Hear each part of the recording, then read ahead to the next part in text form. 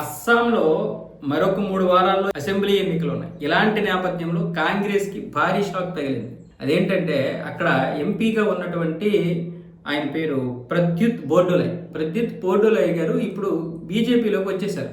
హిమంత బిశ్వ శర్మ ఆధ్వర్యంలో బీజేపీలోకి వచ్చేసారు. ఆయన ఏమంటున్నారంటే కాంగ్రెస్ నాకు చాలా ఇచ్చింది, ఆ విషయంలో నేను కాంగ్రెస్ను ఏమన్నా కూడా అది కరెక్ట్ కాదు, కానీ అక్కడ ఆత్మగౌరవం ఉండడం లేదు. నాకు ఆత్మగౌరవం ముఖ్యం, నన్ను గౌరవించకపోయినా పర్వాలేదు, అగౌరవపరుస్తున్నారు. నాయకుడు అనేవాడు అందరినీ కలుపుకొని వెళ్ళాలి. కేవలం ఒక వ్యక్తిని టార్గెట్ చేసి అవమానపరిచేలా మాట్లాడడం, ఎలక్షన్లు వచ్చేసరికి భుజం మీద చేయడం కరెక్ట్ కాదు. ఒక కార్యకర్త కంటే దారుణంగా నన్ను హీనంగా చూస్తుంది కాంగ్రెస్ అన్న విధంగా ఆయన అయితే ఆరోపణలు చేశారు. ఇప్పటికే ఏఐసి అధినేత అయినటువంటి మల్లికార్జున ఖర్గేకి తన యొక్క రాజీనామా లేఖను అయితే పంపించానని కూడా చెప్పారు.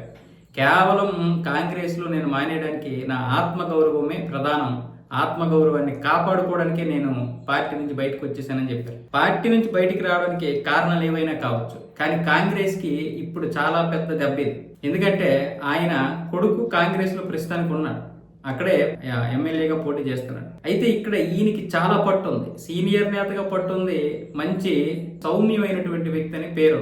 గౌరవ్ గొగోయ్కి ఈయన చాలా కీలకమైన నేతే, కానీ గౌరవ్ గొగోయ్ ఇప్పుడు ఆయన గౌరవించడం మానేశారు. ఇప్పుడు ఎన్నికలు నోటిఫికేషన్ విడుదలైన తర్వాత మొన్నటి నుంచి ఈయన్ని గౌరవిస్తుంటే ఈయన ఇప్పుడు ఎందుకు ఉంటాడు? పైగా హిమంత బిశ్వ శర్మ అక్కడ గెలిచే అవకాశాలు కూడా కనిపిస్తున్నాయి. ఇంకోటి ఏంటంటే అక్కడ ఈ రోహింగ్యాల విషయంలో పూర్తిగా ఫైట్ చేస్తున్నారు చాలా వరకు. ఆ ఫైట్కి కూడా ఇప్పుడు ఈయన ఫిదా అయిపోయి ఇప్పుడు బీజేపీలోకి వచ్చారని చెప్తున్నాడు. సరే, ఏవైనా కారణాలు కావచ్చు, కానీ కాంగ్రెస్కి మాత్రం ఇలాంటి షాకులు తగులుతూనే ఉండాలి. ఎందుకంటే కాంగ్రెస్ దేశం మొత్తం మీద రాకూడదు, కానీ ఒకవేళ వస్తే ఇటేటో వచ్చినా పర్లేదు, కానీ ఆ బార్డర్ దేశాలైనటువంటి అటు పాకిస్తాన్ బార్డరు, ఇటు బంగ్లాదేశ్ బార్డరు, అస్సాం కావచ్చు, ఈశాన్య రాష్ట్రాల్లో మిగతా ఏ రాష్ట్రం కూడా రాకూడదు, పశ్చిమ బెంగాల్లో కూడా రాకూడదు. పశ్చిమ బెంగాల్లో కాంగ్రెస్ ఎలాగ లేదు, కానీ అక్కడ టీఎంసీ ఉంది కాబట్టి టీఎంసీ కూడా రాకూడదు. ఇలా అన్ని రాష్ట్రాల్లో కాంగ్రెస్ని నిర్వీర్యం చేయాలి మొదట, లేకపోతే ఇంకా అలాగా అటు చావక ఇటు బ్రతక్క నాశనం చేశారు దేశాన్ని. ఇప్పుడు చూడండి, తెలంగాణలో కర్ణాటకలో ఉండడం వల్ల దాని యొక్క ప్రభావాన్ని మెల్లిగా పుంజుకునేలా చేస్తుంది.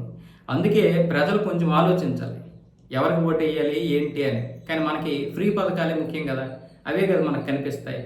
ఓటుకి నోటు, ఫ్రీ పథకాలు.